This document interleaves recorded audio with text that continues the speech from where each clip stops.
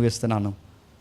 ఇలాంటి దేవుడు, అగోచరుడైన దేవుడు, అర్థం కాని దేవుడు, ఊహలకందని దేవుడు, మాట్లాడగలిగి నోరు లేకుండా ఉన్న దేవుడు, కళ్ళు లేకుండానే చూడగలిగిన దేవుడు, కనబడకుండానే ఫీలింగ్స్ ఉన్న దేవుడు, సొంత నిర్ణయాలు తీసుకునే శక్తి కలిగిన దేవుడు, జీవం కలిగిన దేవుడు, ఇలాంటి దేవుడు మనుషుల నుండి ఏం ఎక్స్పెక్ట్ చేస్తున్నాడు? పువ్వా? మనుషుల నుంచి ఏం ఎక్స్పెక్ట్ చేస్తున్నాడు? పువ్వులా? ఇలాంటి దేవుడు మనుషుల నుండి ఏం ఎక్స్పెక్ట్ చేస్తున్నాడు? అరటిపొండా? ఇలాంటి దేవుడు ఏం ఎక్స్పెక్ట్ చేస్తున్నాడు? తొలి కోడిగుడ్డ? ఇలాంటి దేవుడు ఏం ఎక్స్పెక్ట్ చేస్తున్నాడు? నేను అడుగుతున్నాను, నువ్వు వేసే చిల్లరా? ఇలాంటి దేవుడు అరటిపొండా? ఇలాంటి దేవుడు నువ్వు పెట్టేది ఏం ఎక్స్పెక్ట్ చేస్తాడు? ఇలాంటి మన ఊహలకు అందని దేవుడు మన నుంచి ఆయన ఎక్స్పెక్ట్ చేసేది ఏంటి? నువ్వు పెట్టే క్యాండిల్ కొవ్వొత్తా? నువ్వు పెట్టే భోజనాలా లేదా చీరలా? ఏం ఎక్స్పెక్ట్ చేస్తున్నాడు ఆయన? ఏం ఎక్స్పెక్ట్ చేస్తున్నాడు? పువ్వులు కాదు, కాయలు కాదు, అరే క్యాండిల్స్ కాదు, నువ్వు ఇచ్చే 10 వంతులు కోడిగుడ్లు అంటున్నావు, ఇవి కాదు. ఆయన ఏం ఎక్స్పెక్ట్ చేస్తున్నాడు మన నుండి అంటే, మనం ఎన్నోసార్లు మనం చదువుకున్న మాట, తన చిత్త ప్రకారమైన, చెప్పండి, దయా సంకల్పం చొప్పున మన నుంచి ఆయన కోరుకుంటున్నది ఏంటంటే, మీకు ఈ మాట ఎలా అర్థమవుతుందో తెలియదు కానీ నేను చదువుకున్నప్పుడు నాకు ఏడుపు వచ్చిన మాట, మన నుండి ఆయన కోరుకుంటున్నది సహవాసం కోరుకుంటున్నాడు. నిజానికి మన సహవాసం లేకపోతే నేను ఉండలేననే ఫీలింగ్ ఆయనకి బాగా, నేను ఉండలేను, బతకలేననే వ్యక్తిత్వం కలిగిన వాడు ఏం కాదు. కానీ ఆయన మనం లేకుండా ఉండగలడు, మనం లేకుండా జీవించగలడు, మనం లేకుండా ఉనికి కలిగి ఉండగలడు. కానీ అలాంటి ఆయన అన్నీ ఉన్నవాడు, ఏమీ తీసిపోనివాడు. మన నుంచి కోరుకునేది పువ్వు కాదు, కాయ కాదు, పండు కాదు, కొవ్వొత్తు కాదు, కాయిన్స్ కాదు, 10 వంతులు కాదు, ఏమీ కాదు, తలనీలాలు కాదు, నువ్వు ఇచ్చే చిల్లర డబ్బులు కాదు, నీ బంగారం కాదు, ఎండు కాదు, నీ వజ్రాలు కాదు, నీ కంపెనీలో ₹1,00,000 సందా కాదు, ఏమీ కాదు. నేను నా నుండి కోరుకున్నది ఏంటంటే సహవాసం, ఫెలోషిప్ కావాలి. అందుకే ఒక చిత్తం కలుగున్నాడు, అనాది సంకల్పం కలుగున్నాడు, ప్రేమ కలుగున్నాడు. అలాంటి ఆయన మన నుంచి ఆయన కోరుకునేది సహవాసం కావాలి. నాతో ఉండండి, నేను మీతో ఉంటాను. అందుకే తోట వేశాడు, నాతో ఉండండి, నేను యావత్తు భూమిని మీకు కాపరంగా వలసి మీతో నేను ఉంటాను. ఆ 7వ దినాన దేవుడు విశ్రమించడం చదువుతాం 2వ అధ్యాయంలో. 7వ దినాన దేవుడు విశ్రమించడం అంటే ఏంటి మీకు చెప్పాను అక్కడ. విశ్రమించడం అంటే ఏంటి? విశ్రమించడం అంటే ఇంక పని మానేసి ఎవెన్కి వెళ్ళిపోయాడని కాదు. విశ్రమించడం అంటే సహోదరులు, పెద్దలు, ప్రసంగికులు వచ్చి ఇక్కడ విశ్రమిస్తారు అంటే ఏంటి? దాని అర్థం ఏంటి చెప్పండి. ఇక్కడ కూర్చుంటాడు, రైట్ వర్డ్ చెప్పిన సెటిల్ అవుతాడు. సహోదరులు అయ్యగారు వచ్చి ఏదికి అలంకరిస్తారు అంటే ఏంటి? సీపురు ఎక్కడ ఉందని అడగకూడదు, అలంకరించడానికి. గుర్తుపెట్టుకోండి. దులిపేసి పువ్వులెట్టి సాల్వని ఆడుతున్నాను, ఈ తుడిచే తడిగొడ్డు ఎక్కడ ఉందో అనకూడదు. అలంకరించడం అంటే శుద్ధ శుభ్రం చేయమని కాదు, చెప్పండి ఏం చేయమని? వచ్చి కూర్చోమని. అలంకరణ అంటే మీరు కూర్చోవడమే అలంకరణ. విశ్రమించండి అంటే మీరు ఇక్కడ సెటిల్ అవ్వడమే విశ్రమించడం. ఇది మీకు అర్థమైతే దేవుడు 7వ దినాన్ని విశ్రమించాడంటే దాని అర్థం ఏంటి చెప్పనా? దేవుడు అన్నీ చేసి మానవులను చేసి విశ్రమించాడంటే చెప్పనా? మనతో కలిసి ఉండాలనుకుంటున్నాడు. అంత గొప్ప దేవుడు, ఊహలకందని దేవుడు మన నుంచి ఆయన ఎక్స్పెక్ట్ చేస్తున్నది నాతో నీతో ఉండాలనుకుంటున్నాడు. ఆయన ఫీల్ అప్పుడప్పుడు బైబిల్లో బయటెట్టాడు, ఎక్కడ 2 3 నా నామాన్ని కూడుకుంటారో అక్కడికి నేను వచ్చేస్తాను అన్నాడు. ఆయన కోసం మాట్లాడుకోవడం ఆయనకి కావాలి, ఆయన నామాన్ని జపించడం ఆయనకి కావాలి. ఎందుకు నీకు కావాలి ప్రభు అంటే, నాకు ఇష్టం మీతో ఉండడం అంటే నాకు ఇష్టం, నేను మీతో సహవాసం చేయడం అంటే నాకు ఇష్టం. అందుకే మన కోసం ఆలోచిస్తాడు, మన కోసం బాధ కలిగి ఉంటాడు, మనతో సహవాసం కోరుకుంటున్నాడు కనుక మన మీద కోపపడతాడు. మనం పాపం చేసినప్పుడు, తప్పు చేసినప్పుడు మనం సరేంత వరకు కూడా మనం కొడతాడు, తిడతాడు, మనల్ని ఎంతగా రుద్దాలి అంత రుద్దాడు. ఎందుకు నా మీద ఎంత ఇంట్రెస్ట్ నీకంటే చెప్పండి, నాతో ఉండాలనుకుంటున్నాడు.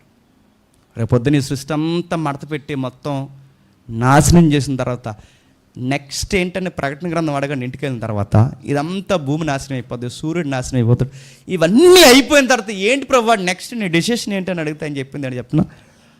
ఒక సిటీ ఫామ్ చేస్తున్నాడట, దాని పేరు జెరూసలేం. ఈ జెరూసలేం కాదు, పరలోకపు యెరూషలేం అనే పట్టణాన్ని రెడీ చేస్తున్నాడట. ఆ పట్టణం దగ్గర మనం వెళ్ళం కదా, పట్టణాన్ని దించుతాడట. ఆ పట్టణంలోకి నిన్ను నన్ను తీసుకెళ్తాడట. ఆ సిటీలో తీసుకెళ్ళడమే కాదు, నీతో నాతో చెప్పండి సదాకాలము చెప్పండి. అంటే ఎంత ప్రాజెక్ట్ అంతా, ఈ చరిత్ర, ఈ సైన్స్, ఈ ఎవిడెన్స్, ఈ సృష్టి, ఆదాము అవ్వలు, రేపొద్దున్న ఇదంతా దేనికి ప్రభు అంటే ఇలా కంటెంట్ మీడితో వచ్చేదాడు చెప్పన, నీతో నాతో ఉండాలనుకుంటున్నాడు అంతే. ఎందుకు ఉండాలనుకుంటున్నాడు? ఒంటరిగా ఉన్నాడని కాదు. ఎందుకు ఉండాలనుకుంటున్నాడు? మనం లేకపోతే ఉండలేక కాదు. ఎందుకు ఉండాలనుకుంటున్నాడంటే ఆయన అనుకున్నాడు, ఉండాలనుకున్నాడు, ఉంటాడంతే. అది ఎలా అంటే అది ముందుకు వెళ్ళే కొలది అర్థమవుతుంది. ఒక రిఫరెన్స్ చూసి త్వరగా ముగిద్దాం. ఇలా ఉన్న దేవుడు గురించి ఒక 2 మాటలు ఉన్నాయి. ద్వితీయోపదేశకాండం 4వ అధ్యాయం, క్షమించండి 6వ అధ్యాయం 4వ వచనం. ద్వితీయోపదేశకాండం 6వ అధ్యాయం 4వ వచనం. ద్వితీయోపదేశకాండం 6వ అధ్యాయం 4వ వచనం. ఇశ్రాయేలు వినుము, మన దేవుడైన యెహోవా అద్వితీయుడు, ద్వితీయ లేనివాడు, అద్వితీయుడు. ద్వితీయ అంటే చెప్పండి, ఈయనలాంటి భావనండి.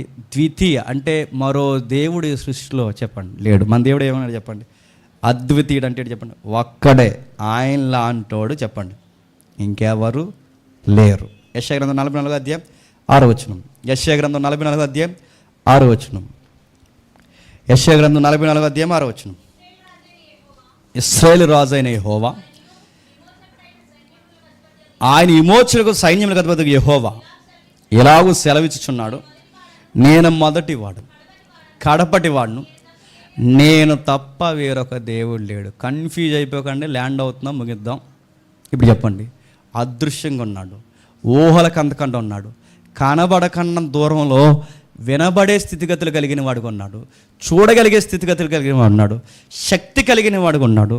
ఆయన్ని ఎలా చూడొద్దు అంటున్నాడంటే, నా దగ్గరికి మీరు సహవాసం కోసం రండి తప్ప ఆపద మొక్కు దేవుళ్ళ మాత్రం నా దగ్గరికి రాకండి. ఎందుకంటే ఆపద మొక్కులు చాలా బయట ఉన్నాయి.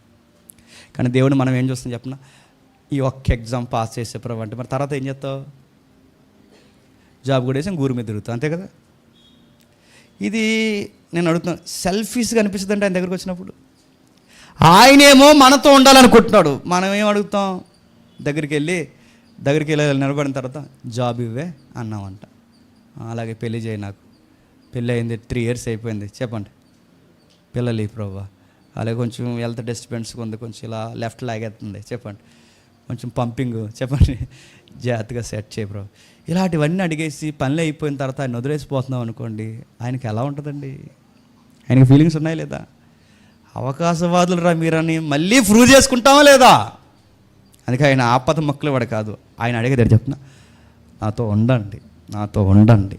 ఆయన మనతో ఉండాలనుకుంటున్నాడు కనుకే కోపపడతాడు, మనతో ఉండాలనుకుంటున్నాడు కనుకే తిడతాడు, మనతో ఉండాలనుకుంటున్నాడు కనుకే గద్దిస్తాడు, మనతో ఉండాలనుకుంటున్నాడు కనుకే తప్పు చేస్తే ముట్టికెళ్ళేసి మళ్ళీ అటు సరి చేస్తాడు, మనతో ఉండాలనుకుంటున్నాడు కనుకే సహవాసం, ఫెలోషిప్ అనేది కోరుకుంటున్నాడు కనుకే ఎంత ఇలాంటివి కోరుకుంటున్నాడు. అలాంటి దేవుడు ఒక్కడిగా ఉన్నాడు. క్రిస్టియన్ ఫెయిత్లో, బైబిల్ ఫెయిత్లో బహుళత్వం కలిగిన బాగానండి, బహుళత్వపు దేవతలు మనం నమ్మట్లేదు, ఒకే దైవత్వం కలిగిన దేవుడిని మనం నమ్ముతున్నాం. కొంచెం కష్టంగా ఉండవచ్చు, ఎందుకంటే ఇది సిద్ధాంతం కదా. బహుళత్వం కలిగిన దేవుడిని మనం నమ్మట్లేదు, కానీ ఒకే వ్యక్తిత్వం కలిగిన దేవుడిని మనం నమ్ముతున్నాం. ఆ దేవుడు ఒక్కడే ఉన్నాడు. అలాంటి దేవుడు ఈ 3 లోకాలు అంటారో 7 లోకాలు అంటారు, ఎన్ని లోకాలు అంటారు, నెక్స్ట్ ఎన్ని పరిశీలించుకోండి. మాకు బైబిల్ 3 విశ్వాలని చెప్పింది. ఈ 3 యూనివర్స్లో ఎక్కడ తిరిగినా ఆయన తప్ప వేరొక దేవుడు చెప్పండి లేడు. ఇప్పుడు ప్రశ్న నెక్స్ట్ వీక్కి, మరి దేవుడు ఒక్కడే అయితే తండ్రి ఎవరు? దేవుడు ఒక్కడే అయితే చెప్పండి కుమారుడు ఎవరు? దేవుడు ఒక్కడే అయితే పరిశుద్ధాత్ముడు ఎవరు? ఈ ముఖ్యాంశాలు చెప్పండి వచ్చేవారు.